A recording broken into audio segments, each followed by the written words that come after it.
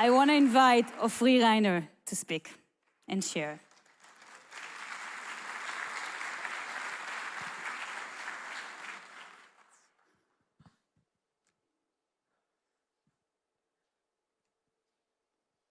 Wow. Now let me put my first aid kit here, the water and the tissue papers. To see myself in such big screens, that's it's a little overwhelming. Whew.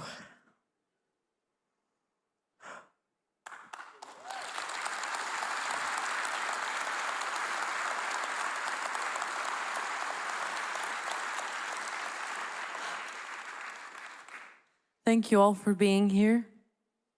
It's an honor for me to see your faces, to see your gaze looking at me while I tell you my story from October 7th.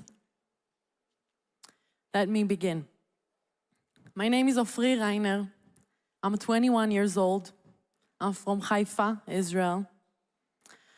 In my past life, I'm calling it this way, I've been a combat soldier at Search and Rescue. I've been a commander and a combat soldier. I had my own unit with 8 soldiers in it. I loved them with the bottom of my heart. When I was in high school, I participated in an organization called Lead for Young Leadership.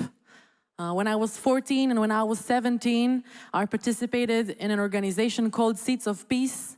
Me and Israelis, Palestinians, Egyptians, and Jordanians had dialogues and summer camp at Maine. We talked about peace. All I believed in was baseless love through dialogue and love. But please, can we all put all these accomplishments aside because I don't feel the same person as I was before. Avi.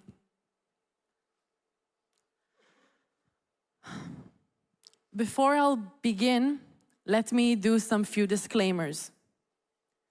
Wait, one before? PTSD. PTSD is a post-traumatic stress disorder, psychological response stemming from exposure to life-threatening situation, profoundly impacting an individual's functioning and quality of life. For me, post-trauma is by speaking every time and telling the story every time, it's like experiencing it again. I see all the scenes in my head, but between them, all I see is black holes I need to fit for you to have a reasonable plot. So every time I speak, it might get harder. I might mumble, I might cry. It takes me some time. Please, I'm setting the pace that will be healthy for me. Another disclaimer I would love to make is that I, as a person, would love to see the miracles and the light that happened from all of it. I believe that all of you have seen a few graphic and terrible photos from the day from October 7th, but I'm not focusing on this. I'm focusing at the goods that happened to me. With all that being said, let me begin. Please. So, first let me introduce you the characters. That little girl is me. This is all the friends I came with to the Nova. This shot has been taken in December, 2 months after everything happened. So I'll finish with the good ending that all of us made it.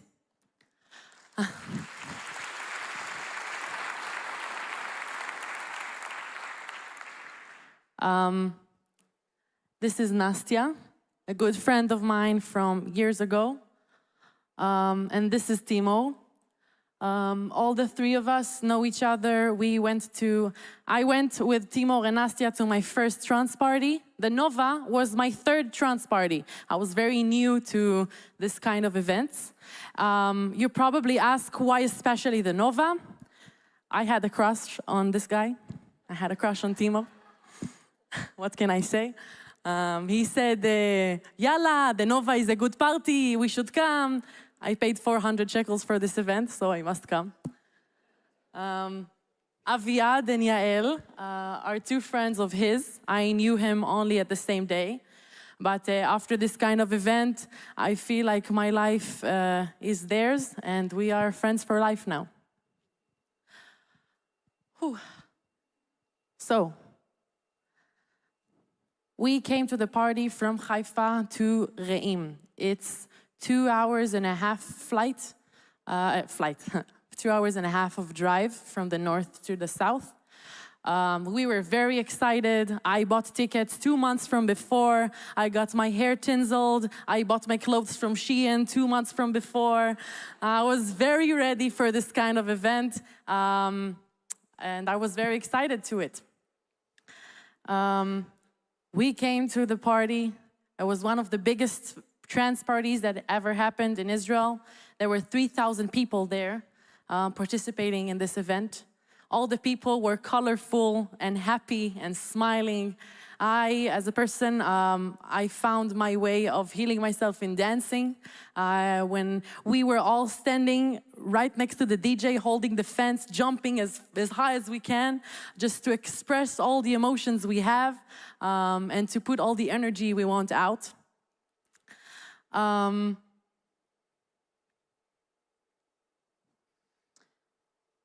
We were dancing for long, since 10 p.m. at Friday until 6:29. At 6:29, the rockets started to come. For me, as a combat soldier that served at Zikim, right next to the border, that's nothing. Rockets are peanuts. For me, if it was up to me and Nastya, we would stay there next to the car, putting the radio on full volume, dancing next to the car until everything will be over and we will come back dancing. But life had different plans. Timor, my friend, has post-trauma from his army service. So he started to have a panic attack. He got very stressed out and pushed us all to come to the car. And this is the moment I understood that I must do something. For me as a combat soldier, I thank God that I have this ability to set my emotions aside and to differentiate between the operation and my emotions. And then I started operating. My first call was to my grandmother. I told her, why grandmother? She, like every other Polish grandmother, is the one that worries me the most. I called her, I said, hey, Savta, don't worry, there is rockets, but I'm heading away home. I'll see you in a bit. Please remember this phone call for later. My second phone call was to my dad. I called him and said, Abba, I have found my iPhone. Look at my iPhone and see where I'm heading throughout my break. Now I know that him and my aunt were sitting at the room next to my grandmother with topographic maps to see where I'm heading in every direction. So we all got in the car, sat together, started driving. And there was some kind of a T-shirt section at the exit of the parking lot. There's like you go out, and then there's the north and there's the south. So we headed to the north, started driving. All of us. Aviad was the driver. We headed forward, and we saw a lot of cars doing U-turns. When I'm speaking, it seems like we were the only one there. Just imagine yourself a complete chaos. 3,000 people putting their cars aside, running by themselves. People don't know what's going on. Everything is very mysterious to us. So a lot of the cars doing U-turns, and we didn't understand why. So we moved further away until we were one car behind a white tender of the Hamas. It took us a few seconds to understand, and they just started shooting in all over us. There were 3 paths, and they were shooting at this direction, to the side, and we were behind them.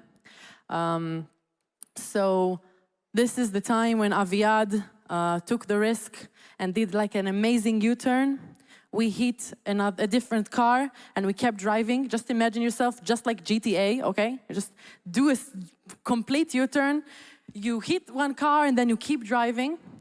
For us, it was, we had a terrorist attack at North. This was the only thing we knew.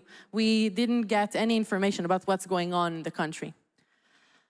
We kept pushing away. We came to the entrance of Be'eri.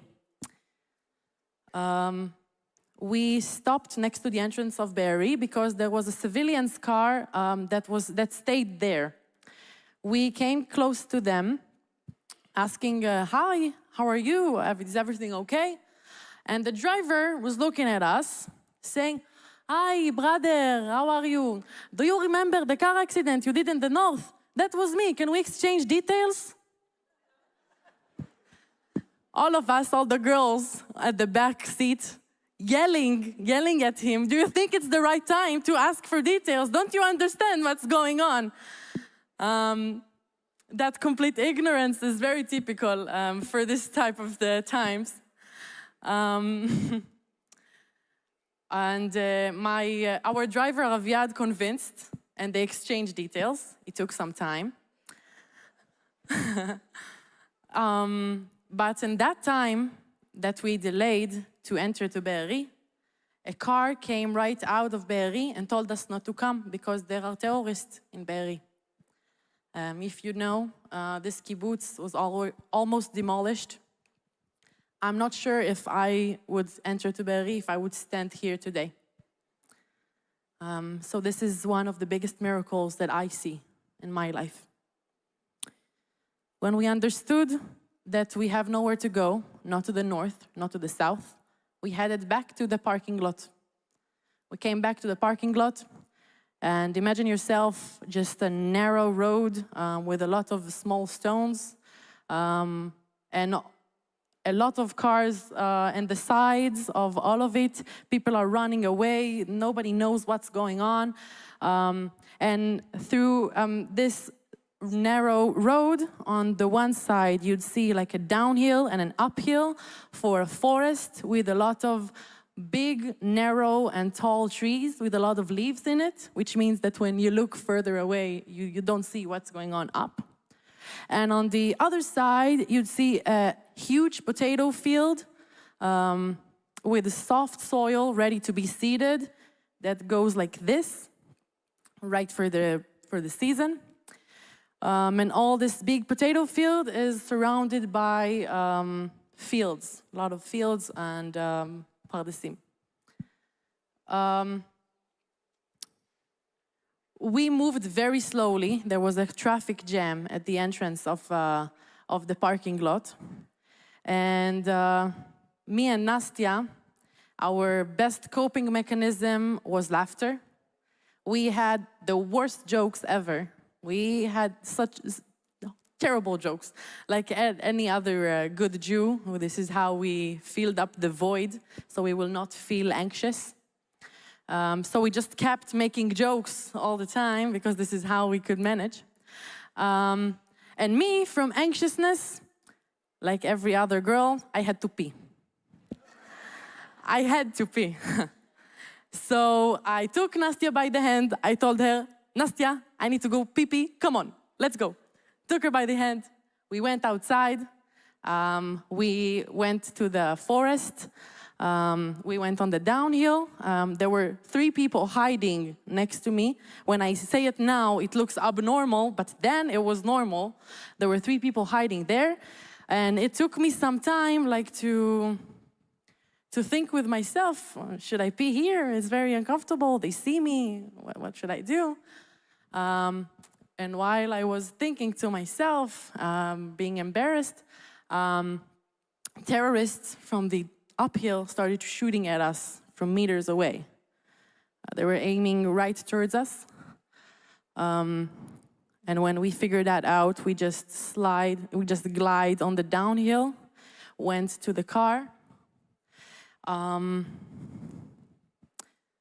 Before all of that happened, I made a short brief to my friends, like they did to me at the army. The two things I said to them was, one, we would always stick up together, no matter what. We saw so many people running away alone that we understood that if we will do it by ourselves, we will not gonna make it. The other one was, if somehow somebody will shoot at the car, we will open the door slowly and glide right through next to the car with our hands behind our heads. If that somehow will happen, it will happen. And it happened, so it did.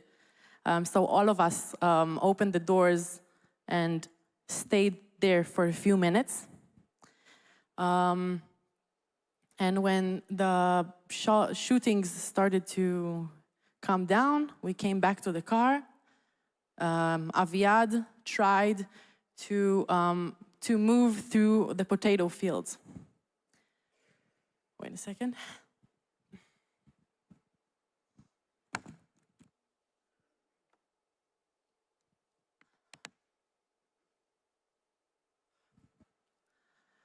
Aviad tried to turn the wheel, to turn the car and to move through the potato field. And every other Nova survivor that didn't have a 4x4 car understood that it's not the right decision, because it took us 3 bumps and then we got stuck. The car couldn't move anymore. They kept shooting at the car when we stopped. And this was the time when we all splitted. Me and my friend Nastya. Me and my friend Nastya ran together. We were running first right out of the potato fields. Yael and Timor. Yael thought that she was wounded, so she lied on the ground. And Timor ran for a few meters and understood that she was there. So we came back, took her by the hand, and ran with her. And Aviad went to the forests and hid there for 6 hours. Now this moment is the moment that I remember with all of my body.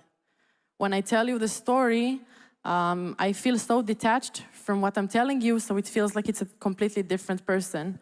But that particular moment, I remember with my body, I remember it with my soul. I remember the scorching sun on my hair. I remember myself sweating, breathing so hardly and so fastly. And when I danced at the party, I twisted my ankle. You know, like when you walk and then your leg do like this, but it's embarrassing because you fall and then you get up and I'm okay, but you're not okay. I mean, it hurts a bit. So every step I took in the potato field from one leg to another, and in this kind of ground, I felt the pressure on my leg every time. So I had to keep my mind straight and to look right on the next step that was behind me. I was looking straight ahead, not looking at anything. But I see it as one of the miracles, because if I wouldn't do that, if I wouldn't look only at the other step, I would acknowledge everything that's going on around me. And if I would stop and see the people that are getting wounded and fallen and dead in this potato field, I'm not sure if I could make it, if I would keep running. In this moment, I feel like my soul has been diverged into two. There is the one Ofri that coached herself in and told herself, you're gonna make it, you're not going to die today, you're not going to die today, you know you're not going to die today. Tomorrow you're going to drink cold Americano at your favorite cafe in Haifa, don't worry, don't worry. But there is the other Ofri that had this fear of death that you feel in all your bones. And so my first instinct was to think of my sister, that the day before I was fighting with her because she wanted to come to the Nova with me. And I didn't hug her. I didn't tell her that I loved her the day before. So the first thing I did when we moved out of the potato field was to call to my mom and asked her if she could please wake up Carmel. Me and Nastia kept running in the field. We came to the fields, hiding and running and hiding and running. I had information with Timor and Yael that was behind us, and every time we moved further, I informed them. I told them, okay, when you see the gamba field to your left, tell me and call me. And this is how I knew they are 5 minutes after us. So we waited, and then we got together, all of us. It was a very exciting moment. We were hugging and crying on each other's laps. And we kept moving together. We were walking for 11 miles, like so, not knowing where we're heading, not know if we're getting closer away or further away. You could see the mushroom clouds behind us.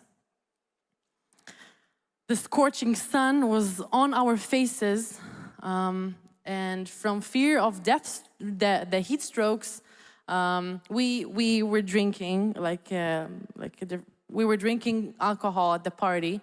We didn't have any water with us. We were just walking. When I say it to you, I feel the dehydration on my lips. I feel my throat getting sour. And from fear from heat strokes, we had only 2 scarves for 4 people.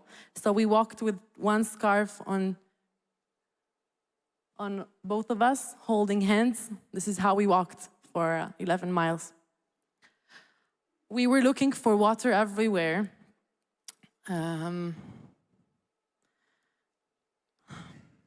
We drank water from agriculture. We tried, at least. There is some kind of fountains for agriculture, but it doesn't meant for drinking. The moment you sip 1 sip from it, you spit it right away because you can't, it's not for drinking.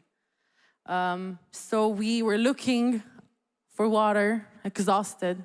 My aunt tells me that when I escaped, I called her and I said, Sarit, can you please bring me water? She was in Tel Aviv. She said to me in the phone, I'm sorry, Ofri, darling, I can't bring you water. They closed all the gates to the south. I don't remember it. In fact, I don't remember most of the things that happened throughout the walk. It's like my mind completely forgot about it. There is a particular moment that I remember in this escape. Over the last few miles, we arrived to a pomelo field. And pomelo is a big juice, it's a big fruity juice that is a very good source of water. So from excitement, we took every pomelos we could. Timor was the only one that managed to peel the pomelo off. And he gave us 1 slice. We took a bite, and it was bitter. It didn't have any juice in it. It was repulsive. So we spit it all out and threw it away. Disappointed, we kept walking until we arrived to an orange field. The oranges were green. It didn't seem like they're good for eating, but I took the shot. That was that was the only thing we could do. So I took 1 orange off the tree, peeled it off, had my first bite, and it was the best orange I've ever tasted. It was sour and sweet, just in the right amount. And from this excitement, I remember myself peeling as much orange as I could, giving it all away, spreading the word to all the 1,000 people walking behind me that the oranges are good for eating and go ahead and take it. Now, when I remember this at this experience, I find it oddly resemblant to my great-grandfather's story, Menachem Mendel, from the Walk of Death, when he managed to walk with French captives from the war. He walked at the Walk of Death, and he hid a big chunk of bread in his clothes. And at one night, he took it out and bring to all the people that was surrounding him a small slice from the bread. And at the last days of the Walk of Death, when he couldn't no longer carry his body, they carried him along the way by saying thank you. I'm glad to say that I have my great-grandparents' values and that I share my kindness like my great-grandfather did. Not that I want to say that it was like the Holocaust. It's a horrible resemblance, but still. There is one video here, right? Yeah. This is from the potato field. Every time I look at this video, I see my face in it, and it move further away, please. I don't want to see it. Wait. So go to before. Yeah, this like so, exactly. After those 11 miles, we arrived to Patish, a kibbutz that wasn't very close to Re'im. We arrived to a big sanctuary there. There were 500 people or so that came in the same place, and people kept coming from Re'im. And this is the good Israel that I know of, and people are coming with all of their families with huge pots, with chunt and jachnon, just giving to us as much food as we can, because food is comfort and food is love. So people just kept coming and giving us food from their Shabbat dinner. There was one volunteer that came to us and asked how can he help. And Timor gave Aviad's live location to this volunteer, and he came with his car to the battlefield, took Aviad with 2 more girls, and this is how he survived.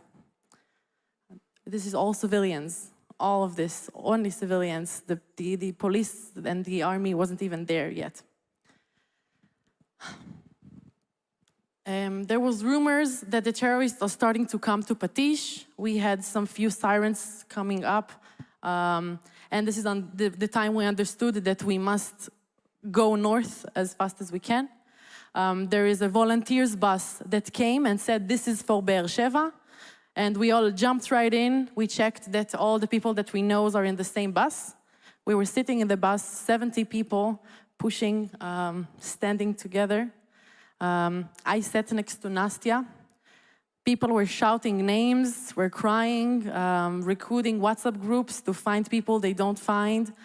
Everyone seems so lost. I remember us sitting in the bus, going through bodies and checkpoints and soldiers, feeling like we're in some sort of an action movie that I don't want to be in. And I remember just one tear. Me and Nastya held hands, and one tear fell on our cheek, like we feel the exact same thing. From Be'er Sheva, we arrived to a family's friend's house. They have 3 little children, 3 little girls. He took us with his car, and every people That's a habit of every people in the globe, that when they hear horrible things, they must share it to the other person, and that they must tell it. So he turned on the radio and kept telling us what was going on, and I just couldn't process anything he said. I remembered I had just a blank brain. I couldn't hear anything. The only thing he said was, I have 3 small children in the house. Please, if you have graphic things to say, don't say it next to them. I don't want them to hear that. So we completely understood. But I had tears until here. All I wanted to do was to cry it all out. So I came to their home, took my chair with me, went all the way to the other side of the porch, sat on the chair facing to the wall, and I was sobbing for minutes and minutes, just to take it all out. And there was the youngest children, the youngest girl, called Adi. She was wearing a pink overall, and she had pink bicycles, and she was riding all the way just to meet me face to face. And I remember her big eyes looking at me, gazing at me, so curious to understand why in the world would I have this, so many tears on my face. What made me cry so hard? And by looking at her, I remember myself trying to smile to her, but then keeps crying and crying. I felt like my innocence broke in the same minute. This is the time when I understood that I will no longer be the same girl that I was before. Take 2, 1, 2 pushes. No, this one, not this one. This one. Yes. This is a photo of me being taken at their house in Be'er Sheva. I have a pink shirt of her mother's. I look terrible in this photo. But it's a good documentation of what I was going through in that day. In conclusion, how did I survive?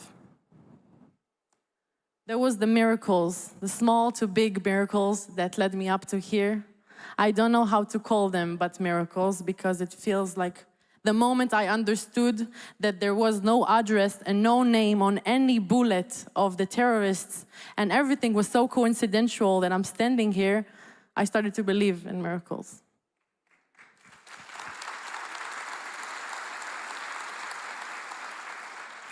The second one is the IDF. Unfortunately, not literally, but my army service that helped me cope in a fight mode instead of flight or freeze. And I thank to that.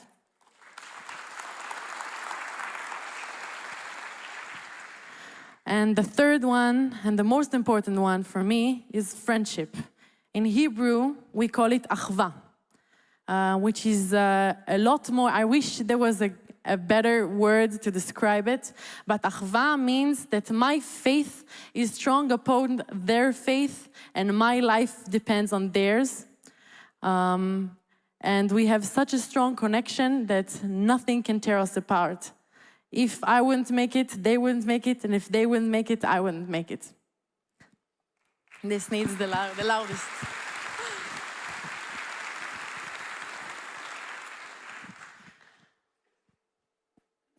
I'm going to show you now a video that I made with original videos that I took, that my friend took along the escape, with a charcoal sketches that I made of the escape. Please.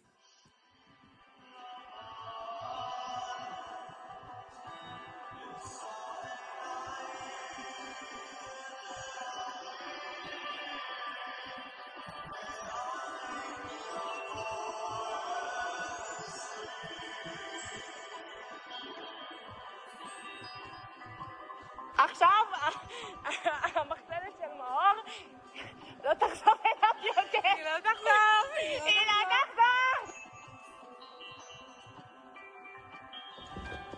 למה למה בעצם אנחנו ממשיכים לנסוע ולא יושבים שנייה ונותנים לזה לעבור? כי זה לא עובר. אבל זה ייגמר מתי?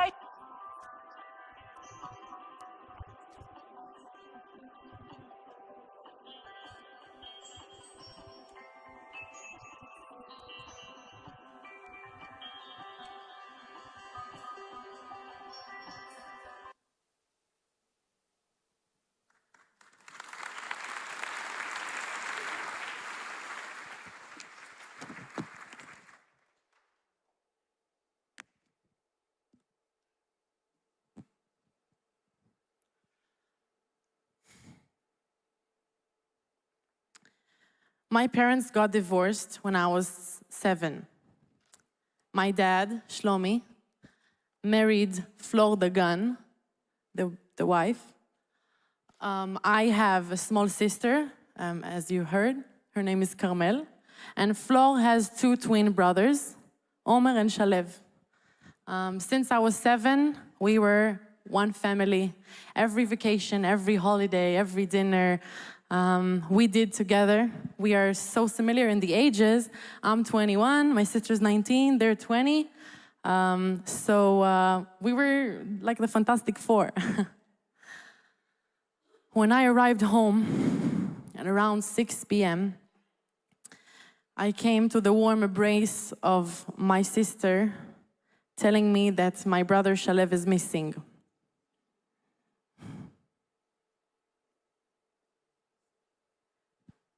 Shalev is a Golani soldier from Unit 51.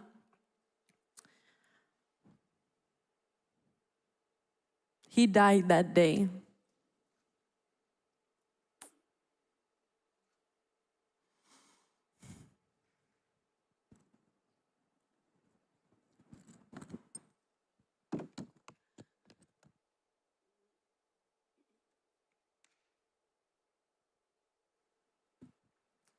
Before I tell you about Shalev the soldier, let me tell you about Shalev the boy.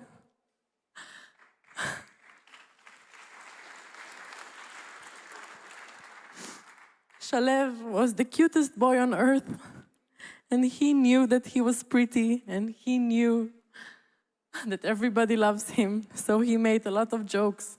He had a charisma that could fill up an entire room. I remember him with a unibrow and long hair, climbing trees and taking adventures. He loved to sing. His favorite singer was Eyal Golan. Yesterday, when we celebrated Yom HaAtzmaut, we sang Eyal Golan karaoke. And I felt like I'm celebrating for him because I hate this singer. But now I have to love him. I had no other way.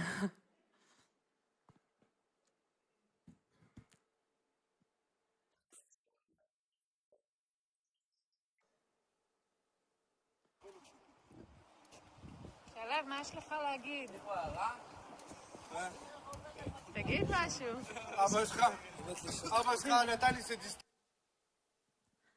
This is Shalev the soldier. This is him making no. Back.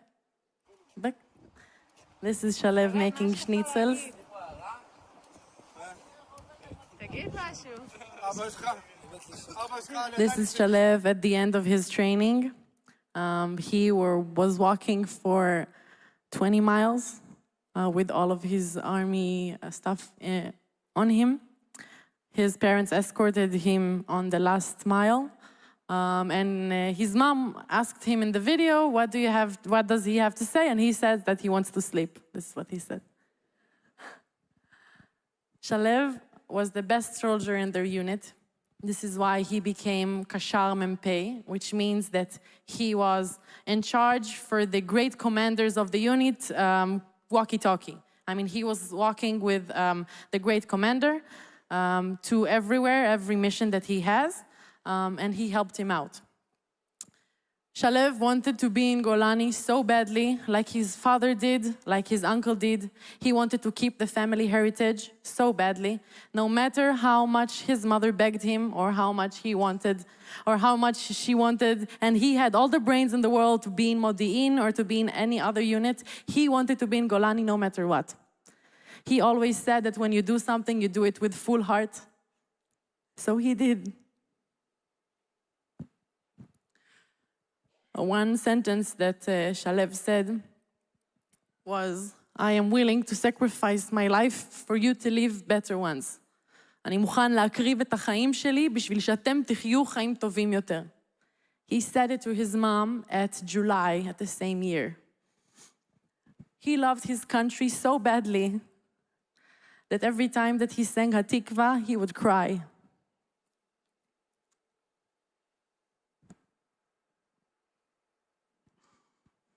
I love him with the bottom of my heart. And every time I get to this part, it gets really hard for me to tell you about it. If I'm laughing at everything that happens on October 7th, this is the part when I know that I still haven't processed everything that happened at the same day. Let me tell you his story in order to cherish his memory.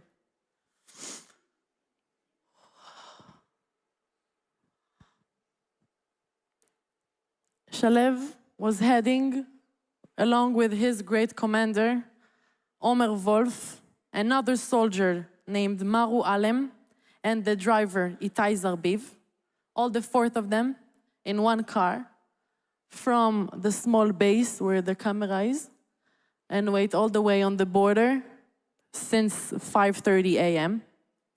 At around 6:30, the rockets started to come. They were all gathering around Nirim. Do you see like the small circle that's in the middle? Sort of. Can you press more? I think there are circles here. No. Okay. Okay. So Nirim was the place they were all gathering around. The red box in it. The distance between Nirim and the border was 1.5 miles. When the intel started to come, oh, here, you see it here, the red ones, exactly. When the intel started to come, they were all gathering around in Nirim. The intels told that terrorists are trying to break through the border. If you'd see in the videos, the Grand Shufel that took all the fence off the ground. Have you seen this kind of video? Okay. That was right in front of their face. This was exactly where Nirim was. Him, and I say their names again, along with the great commander, Omer Wolf, Maru Alem, and Itai Zarbiv, along with 2 tanks that was next to Mop Darom and next to Kisufim, and a few more vehicles. Altogether, there were 24 soldiers fighting in front of 1,500 terrorists for 50 minutes straight. They were fighting till death by all saying. When the intel started to say, at around 6:45, both of the tanks were doomed. All of the people in the tank was dead. And they were the only one that was left. The intel said that there is terrorists trying to break through Nirim's gate. And Omer Wolf said, no matter what, nobody passes us. This is where we stand. They stood next to Nirim, and 3 terrorists hid in the bushes and struck an RPG in their car. Shalev died right away.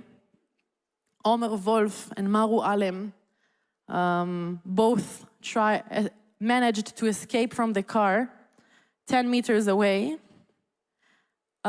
They kept fighting. We know it because all of their bullets are done in the gun.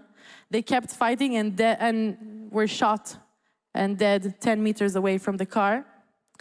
Itai Zarbiv is being shot in the chest. He fell off the ground after he managed to get out of the car. They treated them as dead, but he was wounded. The soldiers rescued him a day after, and he's okay now. And this is how we know all the story.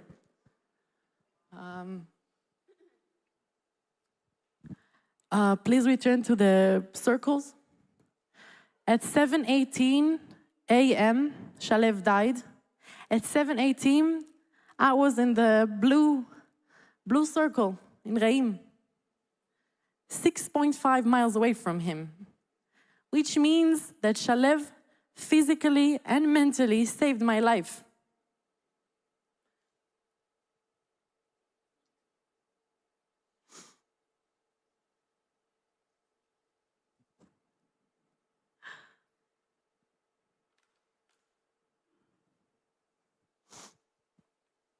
Go further, please.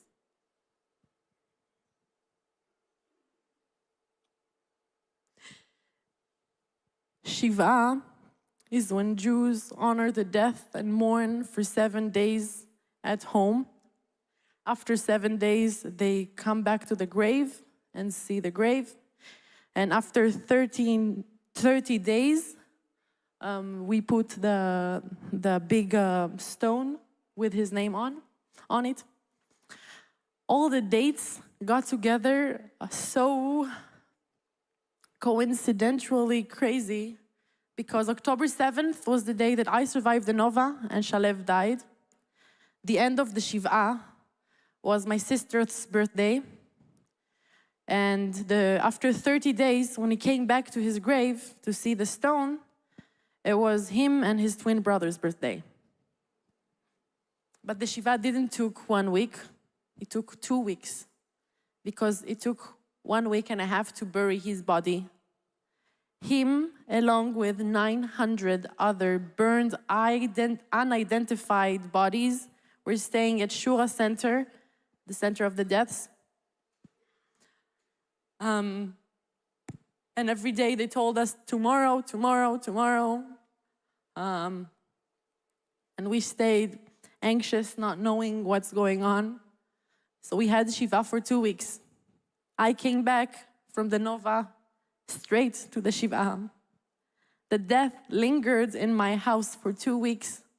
I felt that he was so there that I felt like a ghost for most of the Shiva. I had so much guilt inside of my body. I kept thinking to myself, why him and not me? And this is when I split up into two. There was the one Ofri, the eldest daughter, that needed to mourn over her dead brother and needed to sit in the Shiva every day.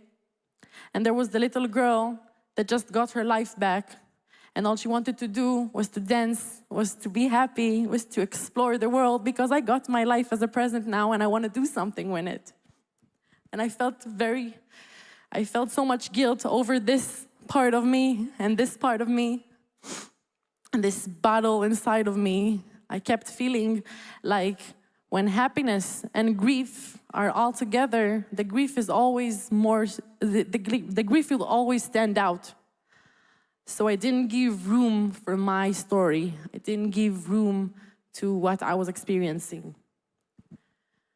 For 2 weeks, I've been romanticizing my own death. I saw the pictures of Shalev in the living room next to the television, and I imagined myself next to him, my photos next to him. When my friends visited me in the Shiva, I felt like I was a ghost looking at them visiting my own Shiva. I kept thinking to myself how it would look like, where they would bury me, who would remember me, what would they say? I hate this kind of feeling of transparency. And from that feeling of transparency, I had a very big eager for self-expression. I wanted to say something. I wanted to cherish it. In my past life, I was writing songs, I was writing poems. That was my way to capture my living. But I couldn't write a single word. Every time I met in front of a blank paper, it felt like my subconscious are forcing me not to. It felt like I was facing some kind of a demon. I couldn't write, so I started to draw. I never drew before. I was drawing since October 7th. Every day after the Shiva, I was sitting at the same cafe at Haifa for 9 hours straight, just getting it all out. It doesn't matter if it was pretty, if that was good. I just needed to have my own world where all my thoughts are better. Because when you are involving in aesthetics and you make the thing in front of you more pretty, your thoughts are prettier too. I mean, I created my own world. When there was no grief, there was only beautiful paintings that I made. So I was sitting like that every day, every single day. And this is how I managed through it. Press another one, please. This is a drawing I made. It is called The Girl. All the names are the names of fallen from the party in Reim. I drew it 1 month after everything all happened as my way of capturing the deaths and putting them in my painting. It was extremely hard, but very therapeutic because I felt like I give them gift of life. Another one, please.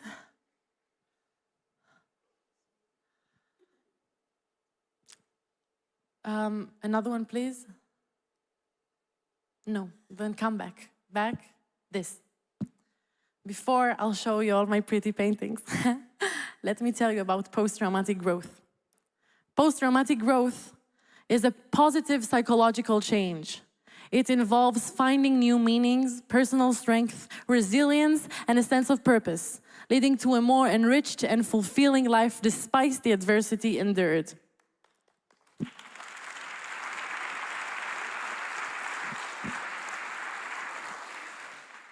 Post-traumatic growth.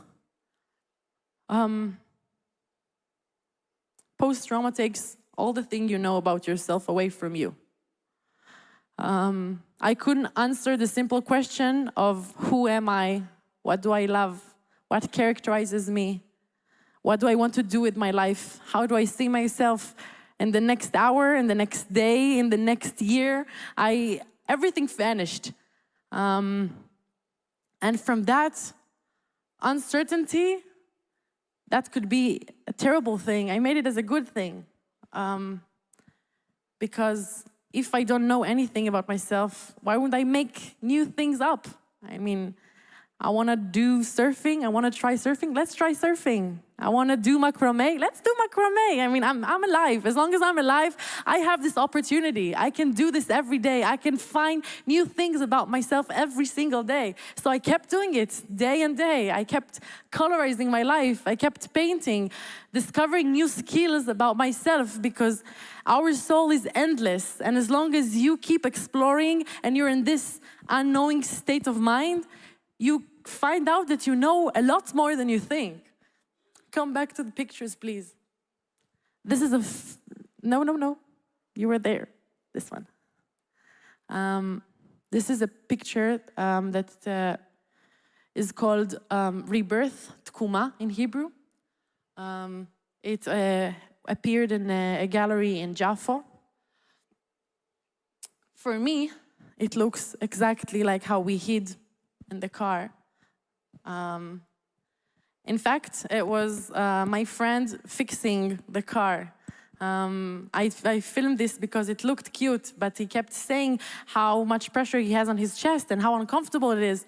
And after looking at this photo of a few minutes after he got away from the car, more than I saw exactly how we hid in our escape, I saw the symbol of rising up from something when you have 1.5 tons on your chest and your legs just kick their way out.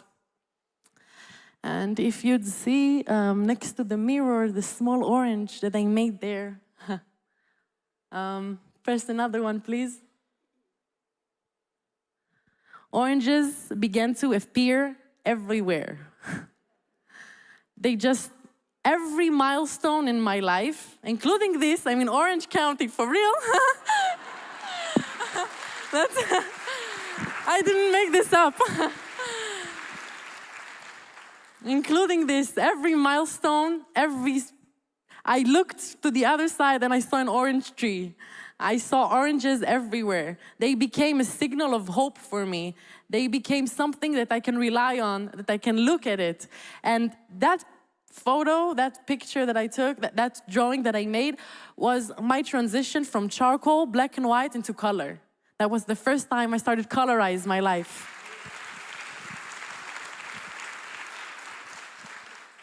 When I look at paintings, when I do drawings, things start to look prettier. I looked at nature, I looked at art, I looked at life like a little girl, like the same girl, Adi, that looked at me in the big, bright eyes. I feel like I'm looking at life just like she did, because I'm exploring every day something new.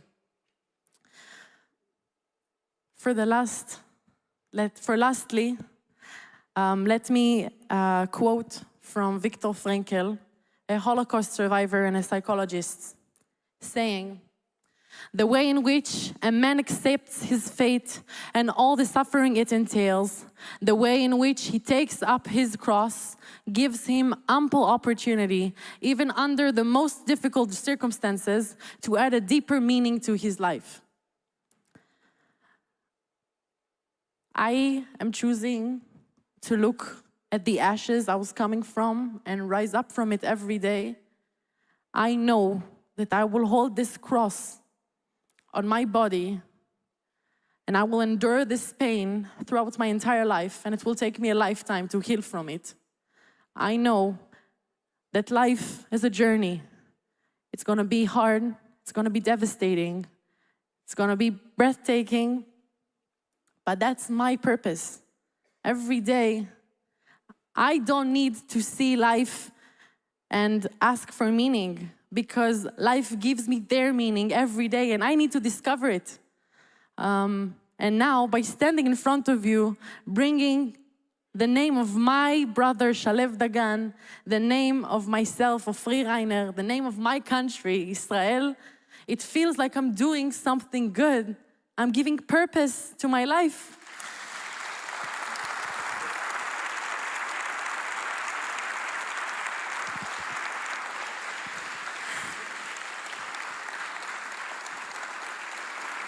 Thank you.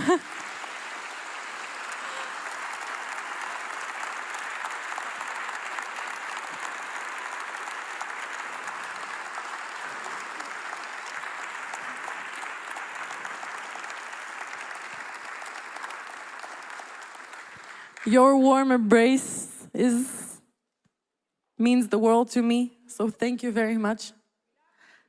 Thank you. I love you too. I want to thank my mother and my father. I want to thank Shalev from above. I want to thank everybody who arranged this, that gave me the opportunity to bring my world. You are a part of me now.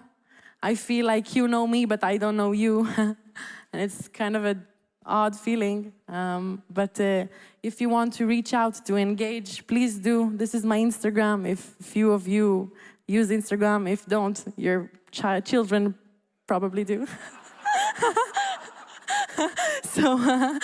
So go ahead, talk to me. You are a part of me now. Thank you very much.